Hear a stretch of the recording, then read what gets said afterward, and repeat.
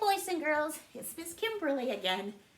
Well, I have a new story for you today, but before I tell it to you, I have a few hints. First of all, we've been talking about how do we act, how do we talk, how do we think, what choices do we make if we're followers of Jesus? And today, our sign tells us, because of Jesus, we depend on God. That's a hint about our story. What do you think the opposite of depending on God is? You're right. It's depending on ourselves. And unfortunately, the boy in my story today is going to do a little too much depending on himself. The second hint has to do with this fur. Now, I wish I was telling you a story about raccoon furs, but I'm not. Fur I'm going to tell you about, well, it comes from an animal that's a little bit smellier. Black and white, striped down the back. Do you know what I'm going to tell you? Yeah. Well, before we get started, let's talk to God.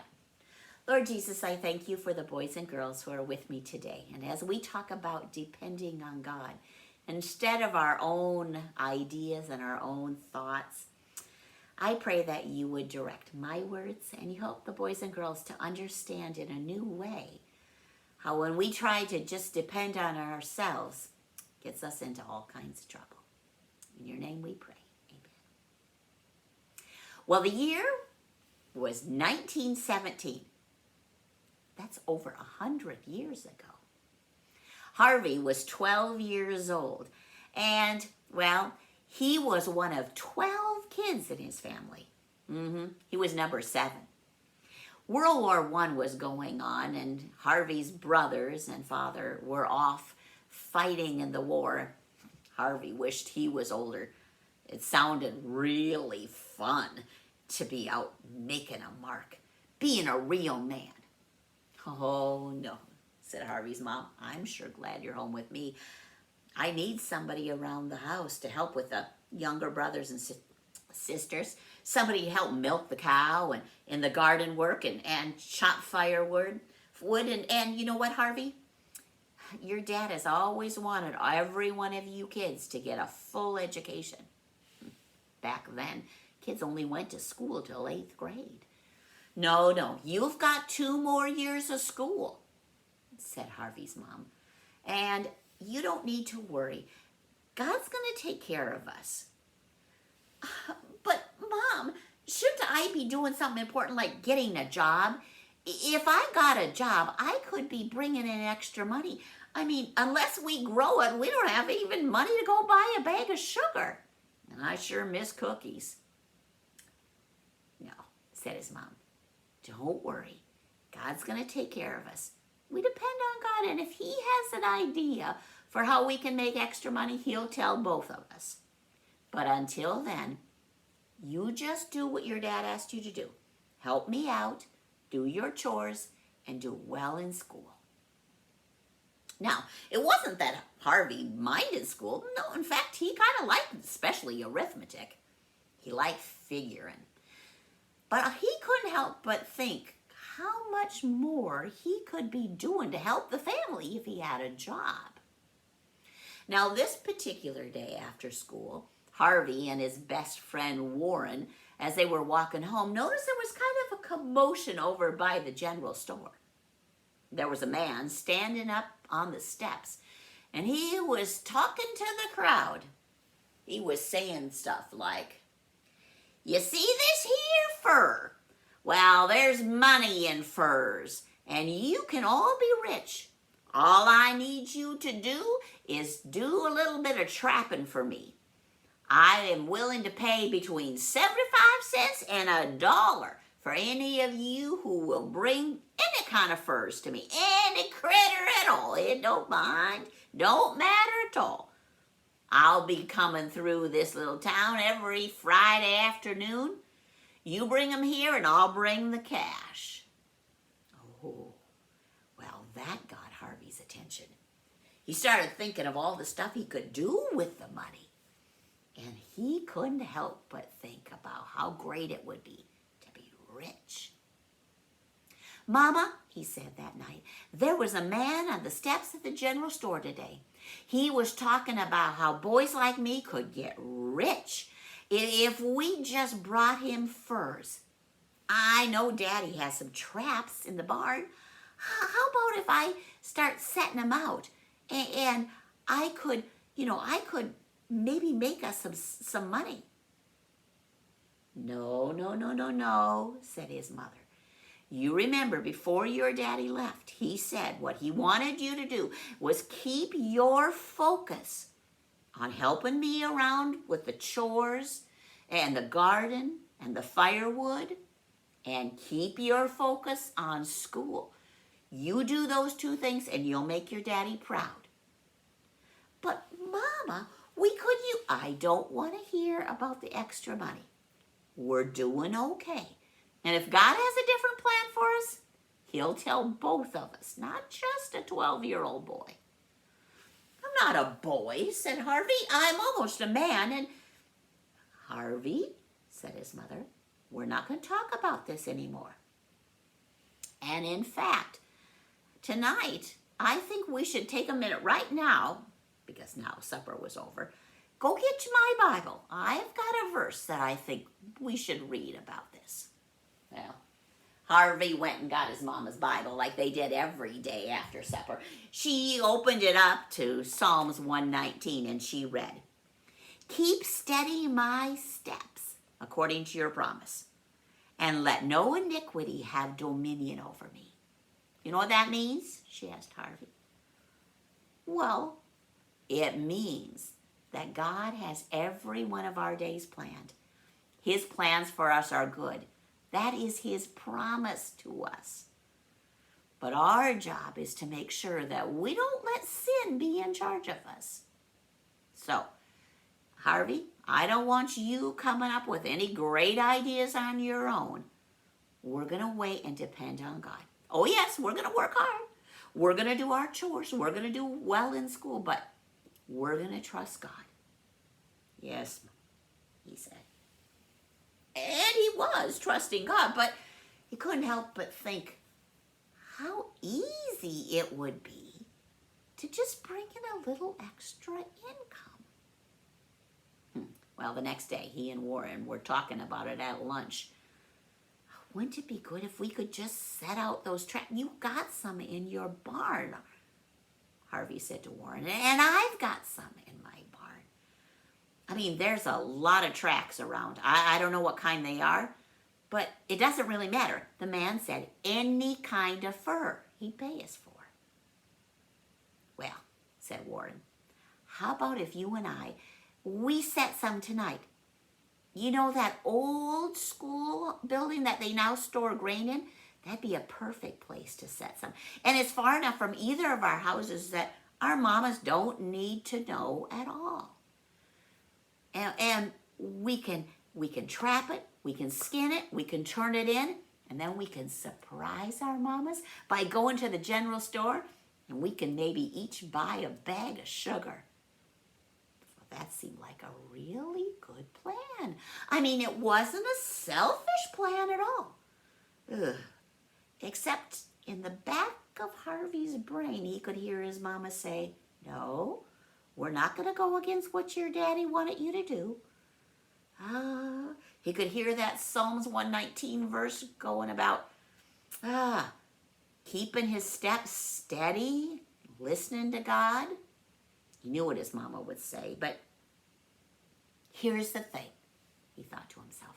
"We'll set the traps and then I'll pray tonight. And if I'm not supposed to do this, then nothing will end up in the trap." So that's what they did. They set the traps. That night before Harvey went to bed, he prayed, "And God, if you don't want me to get any skins, then just don't have any animals walk in the trap." That seemed like a fair prayer.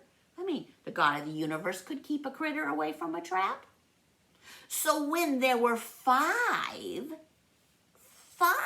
critters, one in each trap by the old grain bin the next day, Harvey was convinced that this must be God's will.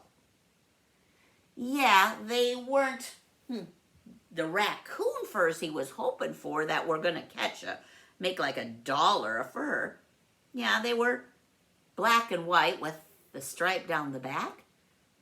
But clearly, this is God's will for them. Now, the good thing about it was there wasn't a lot of smell like sometimes can happen with skunks. Oh, there was some, but the traps had done a good job of putting those skunks out of their misery. I don't think we dare leave them around here, because what if somebody else comes along and they steal our skunks? I think we better skin them before we go to school, said Harvey. And so both boys did. They skinned them, and then they took them back to Harvey's barn and hid them in the haymow. So they got to school a little bit late. Okay, an hour and a half late, said Miss Johnson. Oh, boys, you're late, and there's a mighty powerful smell around you. Yeah, said Harvey. Yes, well, we had a problem with us. We were having problems with skunks out by our barn, and, well, it must have got a little bit on my clothes, but I just couldn't leave my mama to handle it. Oh, you're right, said Miss Johnson. She's very lucky to have you. Now, even as Harvey told the lie, there was a little twinge in his heart that made him go, ooh, I don't think this is what it means to keep my steps steady. But as he thought about it, it sort of wasn't his fault, because God had clearly put those skunks in the trap. So all they were really doing was what God wanted them to do. There was nothing wrong with that. And you know, boys and girls, if you tell yourself a lie, you can start to believe it. And that's what happened to Harvey. In fact, he got so comfortable with the lie that afternoon when he went home and his mama commented on how he kind of smelled like skunk, he had no problem saying, yep, Mom, there's quite a few skunks out by that back barn. I can't help but notice it kind of got on my clothes, and I understand I'm hard to be around, but I don't mind sleeping in the haymow for a few nights till it wears off. Even as he told the lie, he thought to himself, this will give me a perfect opportunity to do a little more trapping. I mean, the fur year doesn't come till the end of the week, and he already had 5. Who knew what would happen if they trapped every day? And that's what happened. By day 3, the boys, well, they were starting to get quite a pile of skins. They knew after the first day they couldn't be skinning them before school. No. Miss Johnson would catch on to that if they were late, and she might report them to their mamas. So they decided the perfect time to skin these skunks would be over the noon recess, because, Miss Johnson wasn't going to mind then. And that's how the 2 boys got the nickname the Skunk Brothers. Because after 1 noon hour of skinning skunks, they came back with a mighty powerful smell. I know you boys are trying to help out your mamas by getting the skunks away from your barn, but I just can't have you coming to school smelling like this, she said. Why don't you go ahead and take a week or 2 off, and when it wears off, then feel free to come back. I've gathered some books for you and some schoolwork, so you have some things to do, so you won't fall behind, but I think this is the best plan. And the boys thought it was a pretty good plan too, because now they would have more time to trap skunks. And that's sort of how sin starts. It starts out by being tempted. And then that temptation kind of pulls you in. And then it starts to grow. And when it grows, oh my, it starts to cause all kinds of problems. And that was true for Harvey too. Yep. They got to where those boys were thinking so much about skunks. Oh, they still did their chores. But they didn't even mind lying to their mamas and acting like they were still going to school. No, no, no. Oh, Mama, I'm so busy down in the barn, and I just set my supper on the step. It was almost like they thought their mamas weren't understanding what was going on with them. And the smell of sin just grew bigger and bigger. Well, that Friday came, the furrier came to town, and the boys now had 15 skunk skins. Well, skunks didn't make or get quite as much as raccoons, but the boys made $12. That meant $6 a piece. Oh, they were rich. Now you keep bringing me furs like this, said the man. My goodness, boys, I can sell these anywhere.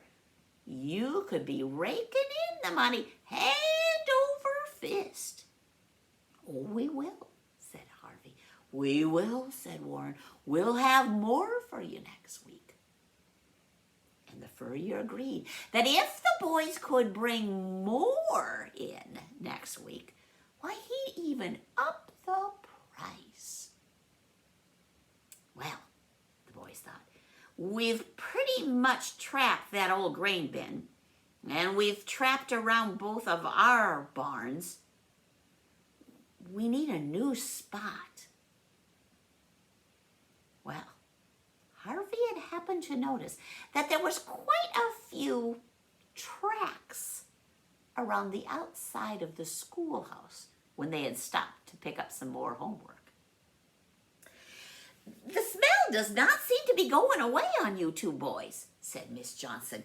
You're going to need another week out of school, as she handed them their books.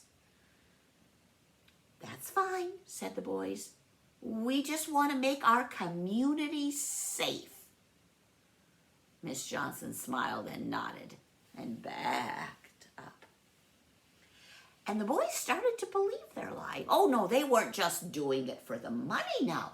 I mean, all these skunks around the area, if they did have rabies or they could spray some young kid, no. And in fact, if there was all these tracks around the school, it was really their duty to make sure they got rid of the skunks around the school before somebody else got sprayed. So the boys decided that Friday night, after school let out, they'd take all their traps, the 5 from Harvey's house and the 5 from Warren's house, and they'd crawl underneath the schoolhouse and set up these traps. Seemed like a good plan.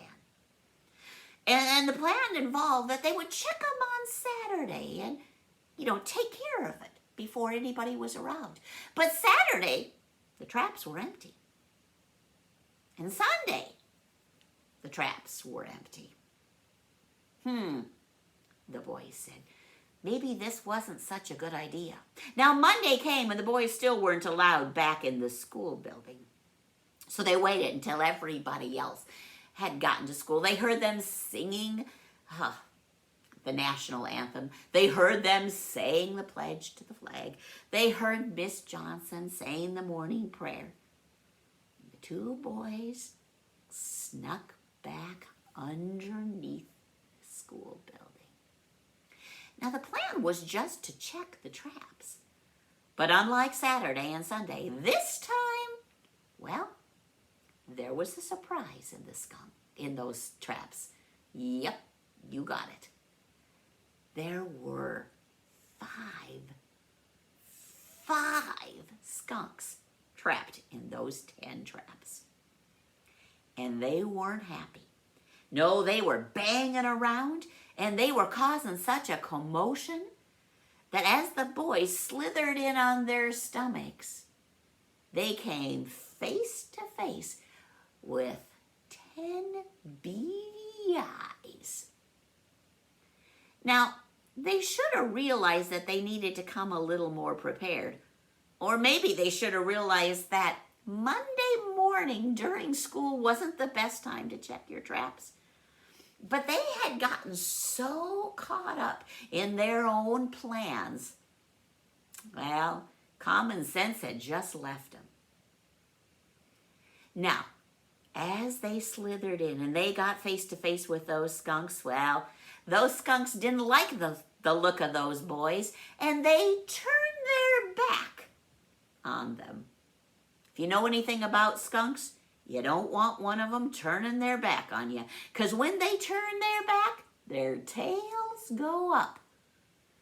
And 5 skunks let loose with every bit of their powerful aroma right in the face of those 2 boys.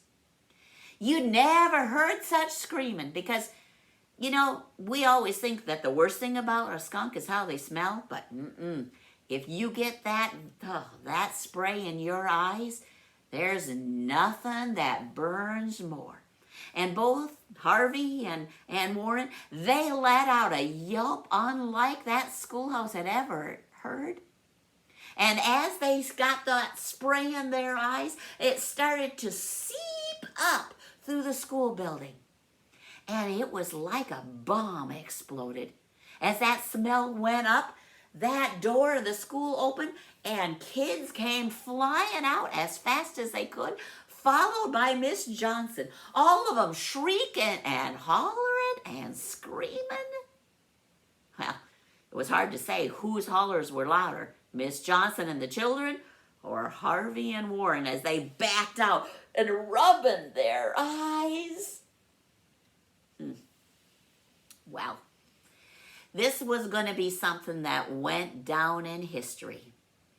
And the 2 boys, well, by then they had earned that name of the Skunk Brothers. Now, you might think that Miss Johnson was so nervous about being around 2 boys who had been sprayed, but at that point it didn't matter. Not only were the 2 boys sprayed, but so was everybody in that schoolroom. They all reeked of skunk, including Miss Johnson. She grabbed those 2 boys by the back of their necks, and she marched them right home.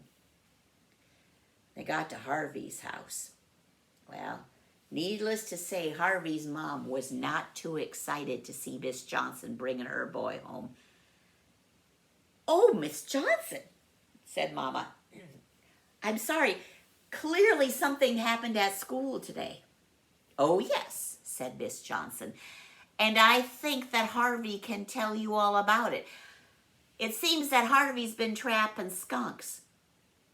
And they decided over the weekend, Harvey and, well, his friend Warren here decided over the weekend that underneath the schoolhouse would be a good place to set traps. Well, little do I need to say what happened, but we had a slight accident this morning. You can take care of Harvey, but just so you know, school is going to be closed for a couple of weeks."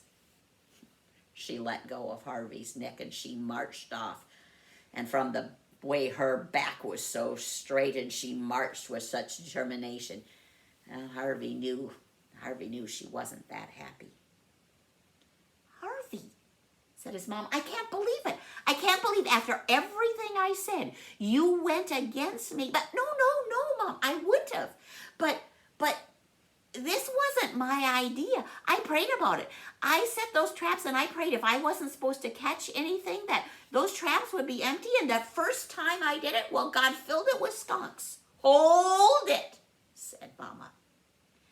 "God does not want to be blamed for your stupid ideas. No, this is not a God idea.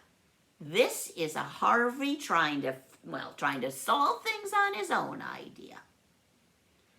"Harvey, I've been praying that your steps would be steady and that sin would not have dominion over you. It would be in charge of you." But not only have you been trapping, you've been lying to me. And then the whole story came out about how he'd been skipping school, how they'd been skinning and trapping all day instead of doing any of those things that they were supposed to. And to make matters worse, said Mama, I can tell from your eyes, which are bloodshot and swollen. Well, you don't just smell, but you're in a lot of pain too. And they were. Well, that evening, Mama gave Harvey a scrub down unlike he had ever had before. He still had to sleep in the hay mound. Yes, but up in the hay mound, he had to write an apology letter to every single one of the families that went to school there. That took a while. And then, to make it worse, he had to write a letter to his daddy and send it off to him, explaining what he had done and how he had not done the things his daddy had asked him. Harvey, said his mama, you know, this is the way sin works. When we try to depend on our own ideas instead of depending on God, God has not let us down one time. No, we have always had plenty to eat. Well, might not always been our first choice, but he has taken care of us when your daddy was gone. But when you got in the way and started doing things your own way, well, you've discovered, well, the terrible consequence of sin. And what I want you to think about, when you smell a skunk the next time, I want you to think about how sin is like skunks. Smells terrible. It hurts all of those around you, and it hurts you. But more than anything, it was that sin that Jesus died for. Yeah, your sin hurt Jesus most of all. Harvey, please remember, we can be depending on God to take care of us. We don't need to depend on our own crazy ideas. Because when we do things that are contrary to what God calls us to do, he calls it sin. Boys and girls, this is the time of year you might have seen some skunks out and about. In fact, I saw one cross my yard the other day, but I knew enough to stay away. But every time I see a skunk, maybe walking across my yard or laying dead in the road, or I smell a skunk, it reminds me of Harvey and the Skunk Brothers and how sin, well, sin just, it is a terrible stink. It hurts the people we love, and it causes a whole lot of problems. So this week, as you think about depending on God instead of yourself, well, you remember Harvey and the Skunk Brothers, and you ask God to help not let sin have dominion, for sin not to be in charge of you, but to do things God's way. We'll see you next week.